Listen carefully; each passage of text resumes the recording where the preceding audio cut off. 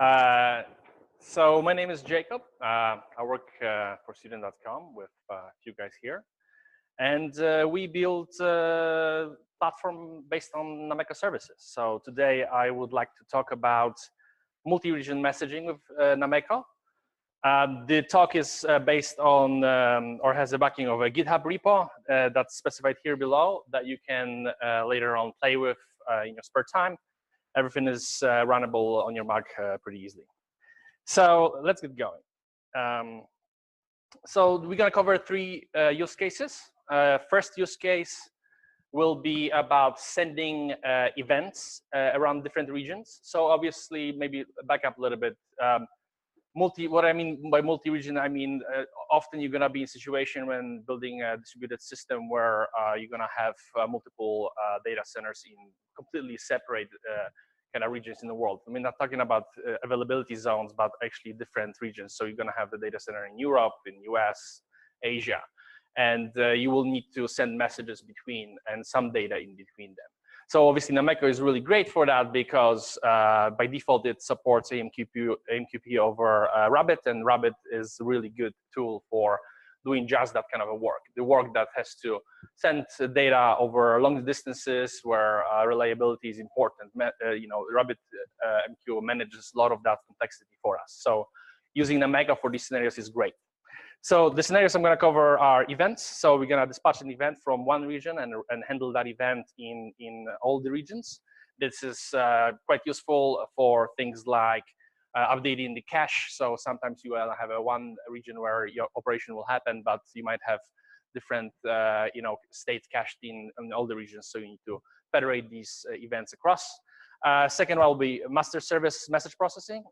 So again, you're going to be in a situation when maybe you've moved into a environment, or you grew out of an environment where the relational database was a requirement, and you don't necessarily have a distributed data store. And what you have to do is you have to simply funnel all of your actually write operations to one region. We'll cover that with this use case. And the third use case is actually two-way messaging. So sometimes you might have a constraint on a service living only in one region. You cannot distribute that service because maybe it connects to some sort of a legacy system, some headquarters, billing, or whatever it might be. Sometimes you don't just tell it what to do, but you also need to get a response back. So that third scenario will cover that. The setup. I'm going to be running everything on my local environment with the help of VirtualBox. There I'm going to have, with the Docker machine, set up 3 different hosts. Called Europe, Asia, and America. Each host will be running RabbitMQ and our Nameko service. And then example repository, again, you can take a look and set it up all yourself. That is a very simplistic setup, obviously not something that you would want to run in production. We would want to have some sort of a high availability Rabbit cluster running for your production scenarios. You would run around your Nameko services in also some kind of a high availability mode. So this is very much just for purpose of the demo, not necessarily something that I would recommend running in production. So the setup is basically something like this. We have the 3 Rabbit MQs running in 3 different centers, and we've set up the federation between them. I'm going to go over to kind of talk to you a little bit about how this federation setup works from the Rabbit MQ perspective. When we've set these Rabbit MQs up, we've created a so-called federation upstreams. So in our case, I'm looking at the Rabbit MQ from the perspective of European host, and this particular host is connected to 2 different ones, one in America and one in Asia. So this is just the representation of links that are there and working.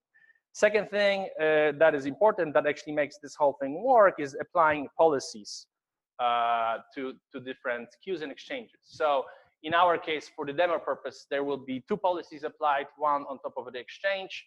And the pattern is that any exchange ending with that event will be federated. So any message sent to that exchange will be federated across to all the regions. And the second policy is applied to queues. And we are applying a policy on top of any queue that starts with FED dat pattern. So if we name a queue like that, we simply going to move messages between different centers.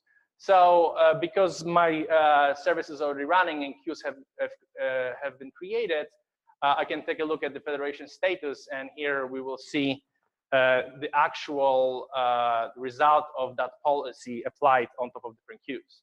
So again, we're looking from the perspective of a European host. Sorry, it's a little bit slowish. So here we're looking at the upstreams connecting for any, this is again exchange upstream, and there's a queue, federated queue that again applies to the naming convention we've set. So that's the setup for your RabbitMQ, and this is what we're gonna be working with. A little bit the point on the difference that we try to establish within the Nameko nomenclature between events and messages. So we're trying to distinguish events from messages for very much conceptual reasons. From the RabbitMQ perspective, that doesn't apply, but it applies very much so for what you're doing with your domain services. So when we talk about events, we talk about basically messages dispatched by a service. When service dispatches an event, it doesn't care who's listening to that event. Any service might be subscribing to it. As a service that dispatching the event, I don't care about what happens to that message. I'm simply informing my platform services that something happened. And usually we call them with like a past tense, like product edit and order, happened, something happened in the past. And on the services that basically listen for these events, we are basically handling those events there. Messages are a little bit different. When we send a message, when we publish a message, we are doing it with a purpose of that message arriving in a particular service. So we are just much more basically focused on what's going to happen, and we are expecting something to happen when we publish that message. And on the other side, we are basically consuming that message as a service that receives it. So that distinction is important. It's worth following when you design your services, because there can be quite easily confusion of, when I send an event and when I publish a message, what happens and what should we assume other service doing. If you make that distinction, is going to be easier to design. Straight on to the use cases. So the first use case, we're going to demonstrate events. So as I mentioned, in our case, we can simply add a product. This is going to be like an HTTP call to a service. And that service will dispatch a product edit event. And then that event will be handled not only locally by the indexer service in the same region, but also will be federated to all the other regions. So let's take a look at how it works. Oh, sorry. That is interesting. Okay. All right. So let's see what we got here. So going to a code base for our service. Actually, our container runs 3 different services. You can run as many services as you want. Obviously, this is not, again, nothing I'm recommending you to do. But for our case, we're running 3 different services in the same container. So there's a product service. We have an endpoint to get a product. This endpoint is an HTTP endpoint. And basically, this guy takes a product by product ID from a cache. Cache is a dependency that we've created. Very naive implementation of a cache. It's just a dictionary in a memory. But this is an example of the dependency that you can work with. Should I mention something about dependencies versus entry points, or are we all familiar with these concepts? Not sure. Yeah, just mention. Okay, so Nameko is effectively a service container with entry points and dependencies.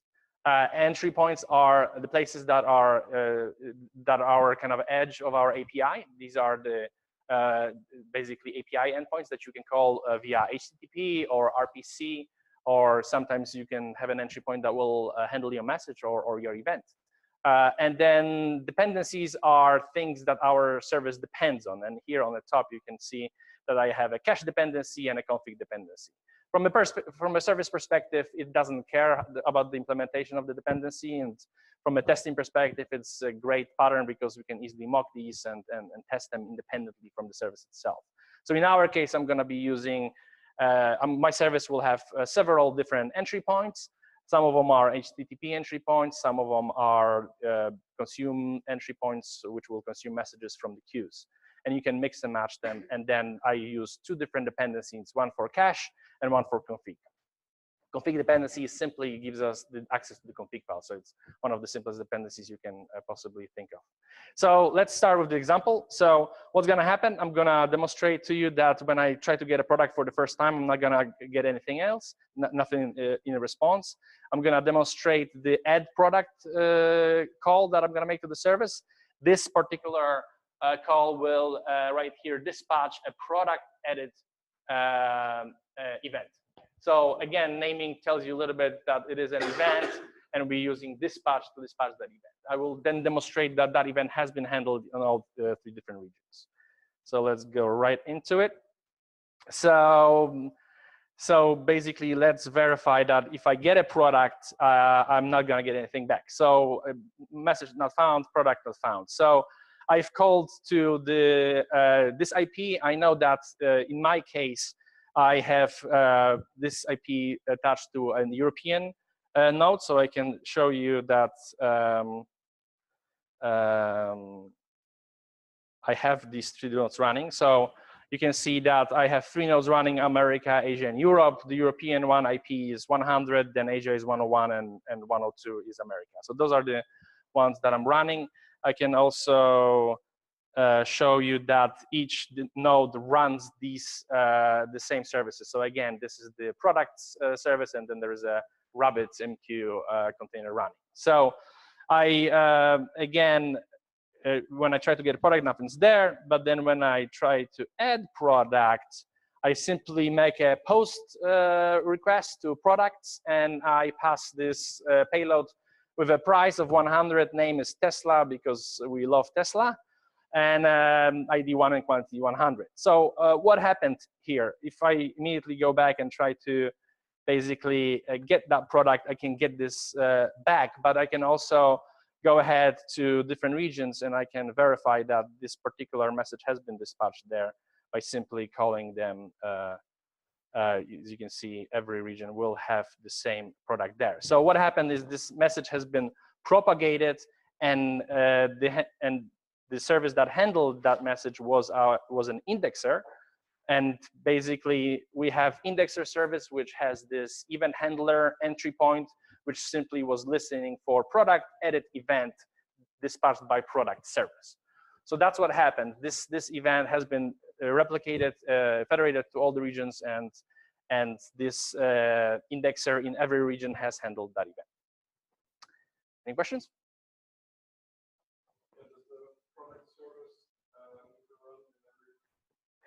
So in our case, the product service was only in the European region was involved. By default, what we tend to do is have the services to be very stateless and have them basically be kind of a very similar and deploy them to all the regions. And basically, we use this orchestration to decide which region will be responsible for what functionality.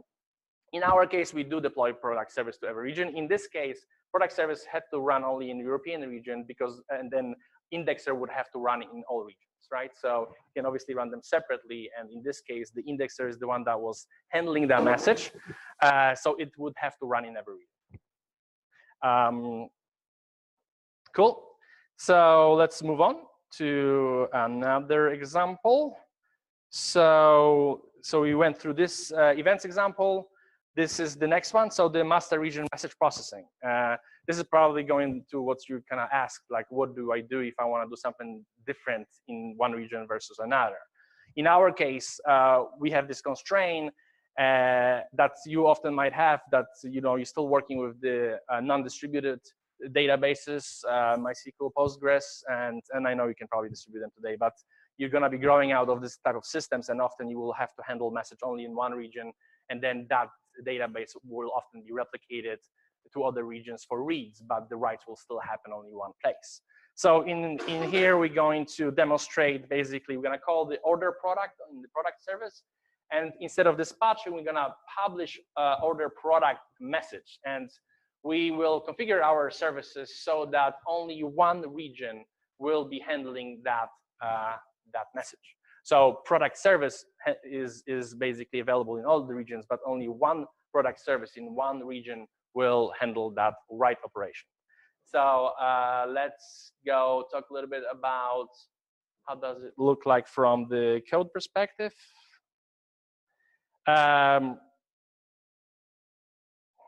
So let's go to our order product method. Again, it's a HTTP post that we're going to simply grab the payload, and we're going to publish it with a routing key to the basically handler that we know of. So we have this consume order handler right here that we've coded, and we want this consume order fire in our region that has write access to the database and nothing else. So we are specifically sending a message from one place to another. But obviously, this is the way that our service is set up. We have to do something to ensure that that message is really handled only in one place. So Nameko has this lovely extensibility functionality all over the place. Anything can be changed, anything can be replaced with your own implementations. And to accomplish this particular functionality, we're going to blacklist this particular entry point in all the regions except the Europe region, which has the right access to the database.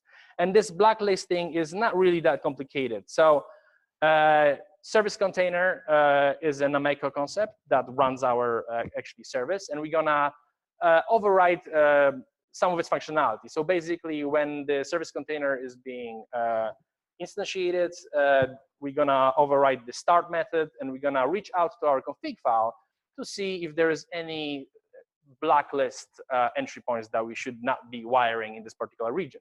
So we're going through that list, and we're simply gonna be removing that entry point from the list of entry points for that particular service.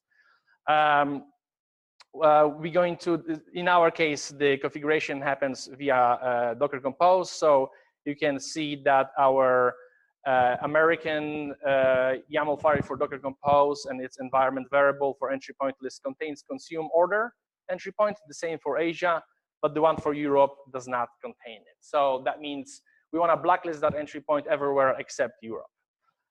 Another little thing you have to do to wire this up, you have to tell Nameko about our customized service container class, and we have to use this key in our config file that Nameko understands, and we have to point basically a location where our service container lives, so that Nameko, when it starts to run the container, can point to it and grab our implementation instead of the default one.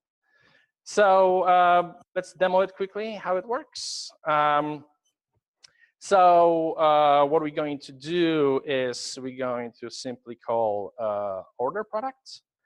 That request to order a product was sent to 101. If you remember, that was, I believe, our Asia data center. So that one was the actual place that handled that message. And when we try to get a product, we can see that quantity for the product has changed.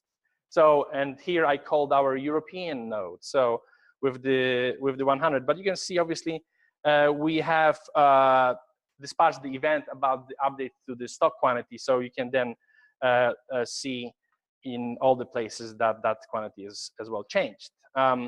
We can take a look a little bit about into the, so this screen shows you I'm connected, I'm telling a log for all three containers in all three regions. So what you can see here is that I basically posted an order into this Asian region right here with this call. And basically the region that has consumed this order, I'm also sending to a log, they're consuming the order. So that's basically what happened. I've called into this region, but this region has consumed it. Then there was the update or event running to update the quantity. That's why you see the handling product update in all three regions. But the actual consuming of the order has happened in only one. We can repeat that test and basically run that post against all the different regions, and you will see that they're all being handled only in one. That's basically it. It's very handy to simply blacklist some of your entry points in some regions and allow them to process in others. Again, the message was federated via RabbitMQ, and RabbitMQ knows exactly in which region your consumer lives and gives it that message to be processed. Cool. Any questions?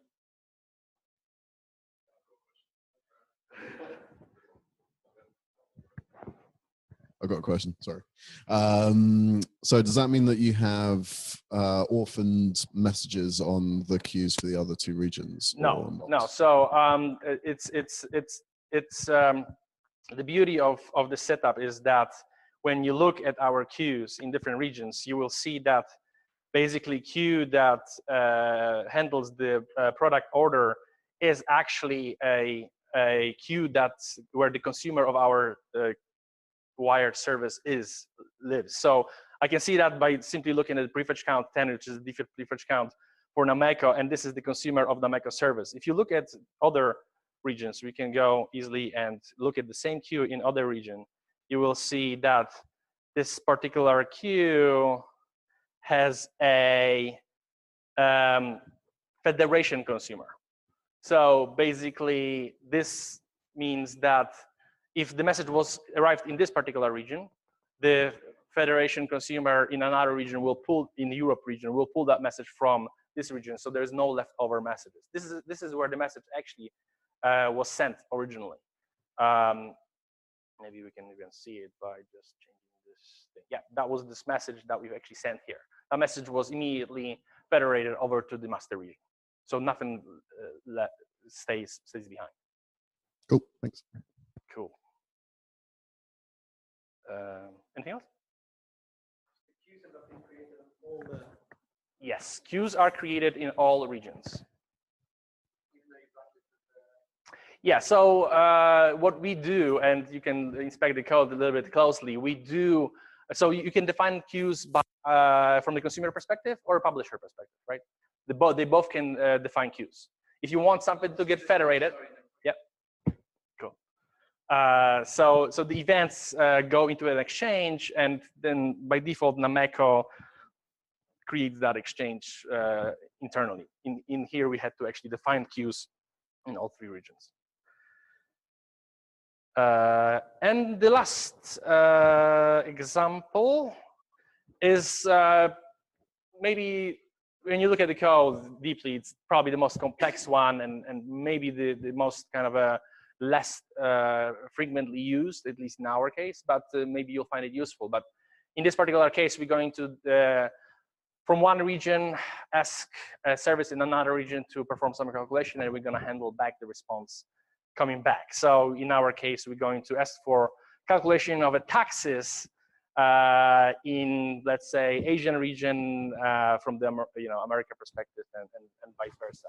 So again, this is obviously a silly example, but I mean, it comes in handy when you have that restriction of some service living only in one region, some service that cannot be distributed around. But you do have to communicate with it and get response. So let's look at the code. This is, sorry about that. Still need this. All right, so the implementation looks like this. When I mentioned something about fairly complex code, it's not really that complex, but I cannot go over in the scope of this talk exactly about the very detail here. But what happens is we've developed our two different consumers. We've developed our reply consumer.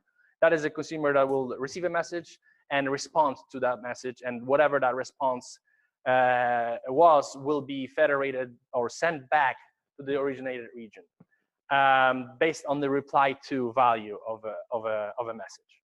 And additionally, we've created a dynamic consumer, which is basically a consumer that will look into the configuration for that particular region service. So it can understand, oh, I'm in Europe, oh, I'm in Asia, I'm in America. So when I send the message, my reply to value will be, send it back to Europe. So from the service perspective, we don't have to consider ourselves with these details. And then when we make a request, here we're gonna expose a post request. We will be able to specify which region we want that request to be sent to. We will publish that message, and we will set the reply to queue into our current region.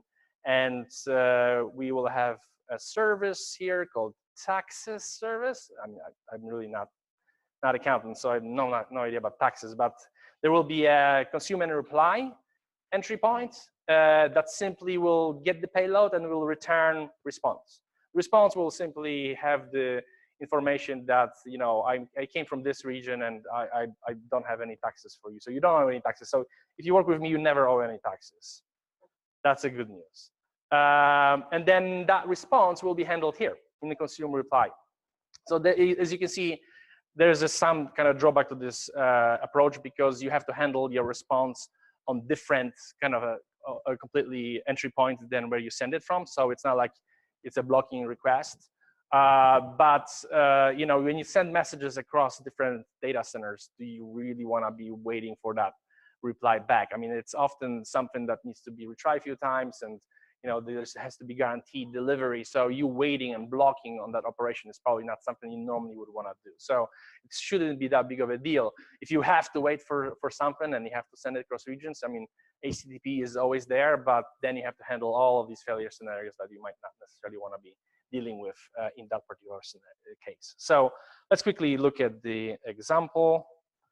So we're going to calculate tax, because this service is great at doing that. So nothing shown here. We're simply called the region with IP 100, which is a European region, to calculate taxes in Asia. And you can see that that's what happened. So the post was made here, and we received a reply that we don't owe any taxes in Asia. So that's great, right? So we can bank that money. And here you can see that this request has indeed was received in Asia, and we're clear. So this was simply a communication between two regions, and reply sent back to the originating region. So that just happened.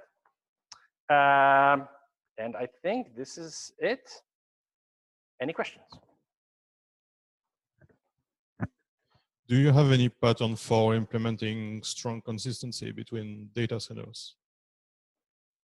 Strong consistency. I think we're mainly doing eventual consistency, and I think that's as good as we can do in these types of patterns. I mean, there is no guarantee of obviously the order of these messages being delivered somewhere, so you have to be accounting for that. There you have to obviously account for things like replication being late when you start reading that data from different regions. So there's some patterns for that, but I don't think we necessarily have focused too much about, you know, like, you know, 100% consistency. I'm not exactly sure what you mean by that, but I mean, there's a lot of things like that you have to think about. Yeah, so let's say, for example, like, you can't have like all of your data centers agreeing, like having to okay every request. Like, you don't have a pattern for this, right?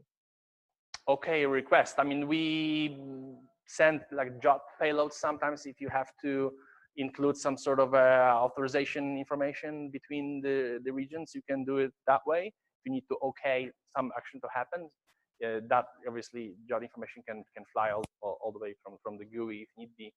I know JOT is a contestant issue right now, but we haven't had any issue with it. But so unless somebody tells otherwise, this is still a mechanism for okaying and approving some actions to happen in different regions.